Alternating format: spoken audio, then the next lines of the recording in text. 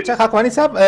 جو ایک غیر معمولی استقبال کیا گیا اور ایک غیر معمولی پروٹوکول دیا گیا شہزادہ ولی عہد محمد بن سلمان کو، تو اس حوالے سے جو اپوزیشن ہے اس نے کچھ تنقید بھی کی ہے، تو آپ اس غیر معمولی پروٹوکول کو کس نظر سے دیکھتے ہیں؟ کیا یہ ضرورت تھی اور یہ ہونا چاہیے تھا، اور اس پروٹوکول سے کیا پیغام گیا ہے پوری دنیا کو؟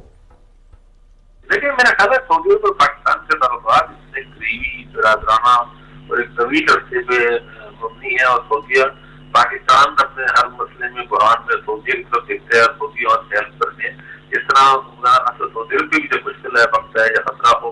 تو وہ بھی پاکستان کی طرف دیکھتے ہیں، اور پاکستان میں سیکورٹی کے حوالے سے ہر مین کی بین کے تحفظ اور اس کے تقدس کی حفاظت کے لیے ہر پاکستانی بھی جان دینے کو تیار ہو جاتے ہیں. تو ان کے تعلقات میں جس طرح قربت ہے، میں نہیں سمجھتا کہ یہ کوئی بہت ہی غیر ممکن بات ہے. یہ اور اتنا بڑا پلان تھا جس انداز میں آیا ہے وہ سب سے میرے خیال میں درست ہے. اور یہ بھی کہنا درست